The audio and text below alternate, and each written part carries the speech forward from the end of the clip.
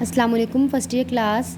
आज हमारा chapter number 2 का लेक्चर नंबर 9 है और हमारे टॉपिक का नेम है पॉलीसेक्राइड्स। लास्ट लेक्चर में हमने ओलिगोसेक्राइड्स के बारे में पढ़ा, जिसमें ये बताया हुआ था कि 2 से लेकर 10 तक मोनोसेक्राइड्स मिलेंगी तो वो ओलिगोसेक्राइड्स बनाएंगे, जिसमें हमने एग्जांपल देखी ग्लूकोज और फ्रुक्टोज, ये दोनों मोनोसेक्राइड हैं। एक हेक्सोज शुगर है, एक पेंटोज शुगर यानी कि एक एल्डो ग्रुप है, एक कीटो ग्रुप है। ये दोनों जब कंबाइन होगी तो नॉन रिड्यूसिंग शुगर यानी कि सुक्रोज बना देंगी और इनमें 1 और 2 ग्लाइकोसिडिक लिंकेज बनता है। हमेशा 2 मोनोसेक्राइड के दरमियान में कौन सा लिंकेज बनेगा? 1 और 2 ग्लाइकोसिडिक लिंकेज बनेगा। ये इंपॉर्टेंट शॉर्ट क्वेश्चन आपने याद रखना है। नेक्स्ट है जी polysaccharide. Poly mean many, saccharides mean काफ़ी ज़्यादा मोनोसेक्राइड्स मिलेंगे। इसका मतलब है काफ़ी ज़्यादा मोनोसेक्राइड्स मिलेंगे तो वो क्या बना देंगे? पॉलीसेक्राइड बना देंगे। और ये बहुत ही कॉम्प्लेक्स स्ट्रक्चर बनता है, ठीक है। और ये बहुत ज़्यादा इंपॉर्टेंट कार्बोहाइड्रेट्स हैं, बहुत ज़्यादा नेचर में ये प्रेजेंट होते हैं, अबंडेंट फॉर्म में प्रेजेंट होती हैं। ये ब्रांच्ड फॉर्म में होंगे क्योंकि काफ़ी ज़्यादा मोनोसेक्राइड्स मिल रहे हैं तो इनमें बॉन्डिंग बनती है, इसलिए ये ब्रांच्ड फॉर्म में होंगे, ये टेस्टलेस होंगे। जितने ज़्यादा मोनोसेक्राइड्स मिलते जाएंगे उनकी जितनी ज़्यादा बॉन्डिंग बनती जाएगी वो उतने टेस्टलेस होते जाएंगे। जिस तरह मोनोसेक्राइड्स में कोई ब्रांचिंग नहीं थी, उनमें कोई जो है वो सिंपल शुगर थी इसलिए वो स्वीट टेस्ट में थे। ओलिगोसेक्राइड उससे कम टेस्ट में हो गए और पॉलीसेक्राइड में वो बिल्कुल ही टेस्टलेस होते हैं क्योंकि इसमें काफ़ी ज़्यादा मोनोसेक्राइड मौजूद होती हैं। अगर हम इनकी बात करें तो इनमें कौन सा ग्लाइकोसिडिक बॉन्ड बनता है इनमें भी? तो पॉलीसेक्राइड इनका मोलेकुलर वेट ज़्यादा हाई होता है क्योंकि इसमें मॉलिक्यूल्स बहुत ज़्यादा अटैच होते हैं मोनोसेक्राइड की, इसलिए इनका मोलेकुलर वेट जो है हाई हो जाता है, इसलिए ये वाटर में सॉल्युबल होते हैं, ठीक है। स्पेरेंजली में बहुत ज़्यादा सोल्यूट, ठीक है। तो ओनली जो है अगर वाटर में तभी सॉल्युबल होंगे जब ये काफ़ी ज़्यादा मोलेकुलर वेट इनका हाई होता है तो ज़्यादा से ज़्यादा पानी में सॉल्युबल होंगे। अगर हम इसकी बायोलॉजिकल इंपॉर्टेंस देखें तो इसमें स्टार्च आती हैं, ग्लाइकोजन आता है, सेलुलोज आता है, डेक्स्ट्रिन आती है, एगर, पैक्टिन और काइटिन वगैरह आती हैं। ये बहुत इंपॉर्टेंट पॉलीसेक्राइड्स हैं, ये इंपॉर्टेंट शॉर्ट क्वेश्चन भी है, तो आपने इसकी पॉलीसेक्राइड्स की एग्जांपल याद रखनी है। अगर नेक्स्ट हम बात करते हैं पॉलीसेक्राइड में, सबसे पहले कैटेगरी की बात करते हैं जो कि है स्टार्च।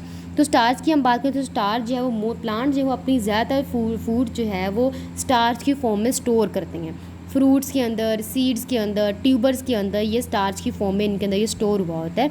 तो ये मेन सोर्स है कार्बोहाइड्रेट्स का, प्लांट्स के लिए भी और एनिमल्स के लिए भी। अगर हम इसकी हाइड्रोलाइसिस करें, इनकी ब्रेक डाउन करें तो ग्लूकोज मॉलिक्यूल बनेगा क्योंकि स्टार्च जो है ये काफ़ी ज़्यादा मोनोसेक्राइड से मिलकर बनी होती है। तो ग्लूकोज क्या है? ये मोनोसेक्राइड है। तो जब इनकी ब्रेक डाउन करेंगे तो क्या कौन सा मॉलिक्यूल बनेगा? ग्लूकोज मॉलिक्यूल बनेगा। अब स्टार्च जो है वो मेन 2 टाइप्स के होते हैं, अमाइलोज और अमाइलोपेक्टिन। ये बहुत इंपॉर्टेंट बोर्ड के point of view short question है। ये इनमें डिफरेंसेस पूछते हैं, अमाइलोज और अमाइलोपेक्टिन में डिफरेंसेस क्या हैं। तो आपने बताना कि अमाइलोज और अमाइलोपेक्टिन ये स्टार्च की 2 टाइप्स हैं। अमाइलोज जो है ये अनब्रांच चेन होती है, ठीक है, और ये अनब्रांच चेन है किसकी? ग्लूकोज की, इसलिए ये हॉट वाटर में सॉल्युबल होती है। कि अनब्रांच चेन है इसमें बॉन्डिंग बहुत ज़्यादा नहीं होती, इसलिए ये वाटर में सॉल्युबल है। अगर पानी गर्म है तो उसमें ये सॉल्युबल होगी। लेकिन जो अमाइलोपेक्टिन है ये ब्रांच चेन होती है क्योंकि इसमें ब्रांच चेन है, इसमें बॉन्डिंग ज़्यादा बनी होती है, सो स्ट्रॉन्ग बॉन्डिंग होती है। आप हॉट वाटर ले लें, आप कूल्ड वाटर ले लें, इसमें जो है वो सॉल्युबल नहीं होना, तो ये इनसॉल्युबल होती है, हॉट वाटर हो या कोल्ड वाटर हो। तो अगर हम स्टार्च या किसी भी स्टार्च की कोई अमाइलोज ले लें या अमाइलोपेक्टिन ले लें, अगर हम इन स्टार्च का रिएक्शन करवाएं आयोडीन के साथ तो ये ब्लू कलर देती हैं। ये बहुत इंपॉर्टेंट आयोडीन टेस्ट है स्टार्च का, ये एमसीक्यू के लिहाज से बड़ा इंपॉर्टेंट है कि अगर हम स्टार्चेस का टेस्ट करवाएं आयोडीन के साथ तो वो कौन सा कलर देती है? वो ब्लू कलर देती हैं। तो ये हमारा स्टार्च हो गया। नेक्स्ट हम बात करेंगे स्टार्च के बाद जी ग्लाइकोजिन की। अब ग्लाइकोजिन जो है ये एनिमल स्टार्च के, इसको हम एनिमल स्टार्च भी कहते हैं क्योंकि एनिमल्स के अंदर ग्लूकोज जो है वो ग्लाइकोजिन की फॉर्म में स्टोर हुआ होता है। जितने भी एक्सेस ग्लूकोज होते हैं, ग्लूकोज मोनोसेक्राइड है, जब ये एक्सेस ग्लूकोज काफ़ी ज़्यादा मोनोसेक्राइड्स मिलती हैं तो वो किस फॉर्म में स्टोर होंगे? एनिमल्स के अंदर ग्लाइकोजिन की फॉर्म में। हमने ये पढ़ा है कि एनिमल्स के अंदर खासतौर पर ह्यूमन की बात करें तो ह्यूमन में लीवर के अंदर जो एक्सेस ग्लूकोज है वो मोनोसेक्राइड्स मिल के ग्लाइकोजिन की फॉर्म में लीवर के अंदर स्टोर होती है, मसल्स के अंदर स्टोर होती है।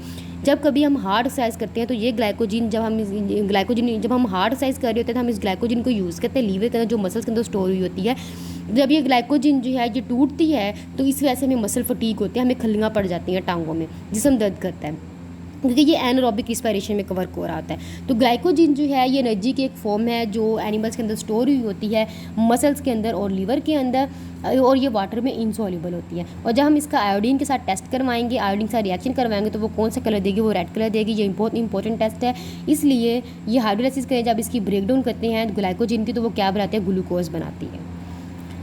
सेलुलोज की बात करते हैं। सेलुलोज जो है वो ये मेन कार्बोहाइड्रेट है जो नेचर में बहुत ज़्यादा पाई जाती है। कॉटन जो है ये प्योर फॉर्म है सेलुलोज की, ठीक है।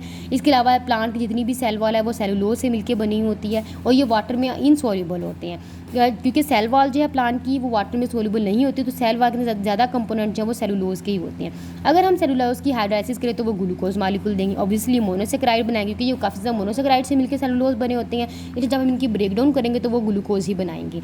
It is not digested in the human digestive system. अब ये सेलुलोज है ये हमारे ह्यूमन डाइजेस्टिव सिस्टम के अंदर जो है ये डाइजेस्ट नहीं होती। तो क्या होता है फिर, होता क्या है कि हर्बीवर्स के अंदर ये डाइजेस्टेड होते हैं। क्यों? क्योंकि माइक्रो ऑर्गेनिजम्स होते हैं उनके अंदर, ठीक है। हर्बीवर्स यानी कि जो चारा खाते हैं, जिस तरह काऊ है, बेफलो है, ये हर्बीवर्स है, चारा वगैरह खाते हैं, कैटल्स वगैरह। तो इनके इंटेस्टाइन के अंदर ऐसे बैक्टीरिया मौजूद होते हैं, ऐसे प्रोटोज़ोआ मौजूद होते हैं जो वहाँ से एंजाइम को सेक्रेट करते हैं अपने अंदर से। वो एंजाइम जो हम इस सेलुलोज की ब्रेक डाउन करेंगे। तो हमारे ह्यूमन्स के अंदर, ह्यूमन के इंटेस्टाइन के अंदर वो माइक्रो ऑर्गेनिज्म मौजूद नहीं है, इसलिए ये हमारे लिए डिजेस्टिबल नहीं है। लेकिन जितने भी हर्बीवर्स हैं, ऐसे एनिमल जो चारा वगैरह खाते हैं, वो इसको डिजेस्ट कर सकते हैं क्योंकि उनके अंदर बैक्टीरिया, यीस्ट और प्रोटोज़ोआ मौजूद होते हैं जो एंजाइम को सेक्रेट करते हैं। वो एंजाइम इन सेलुलोज की ब्रेक डाउन करते हैं। These microorganism secrete an enzyme called cellulase, क्योंकि अब ये माइक्रोऑर्गेनिज्म ये एंजाइम को सेक्रेट करेंगे, सेलुलेज एंजाइम सेक्रेट करेंगे जो इनको डाइजेस्ट करेगा। और सेलुलोज को अगर हम आयोडीन के साथ रिएक्शन करवाएं, इसका टेस्ट करवाएं, तो वो कोई कलर नहीं देता। तो ये बहुत इंपॉर्टेंट आज का टॉपिक है, ये शॉर्ट क्वेश्चन के लिहाज से बहुत इंपॉर्टेंट है। ग्लाइकोजन सेलुलोज के दरमियान में डिफरेंसेस आते हैं, स्टार्च के बारे में पूछ लिया जाता है, माइलोज माइलोपेक्टिन के बारे में। इसके अलावा इसके आयोडीन टेस्ट, तीनों जो पॉलीसेकेराइड है इनके आयोडीन टेस्ट बहुत ज़्यादा इंपॉर्टेंट है।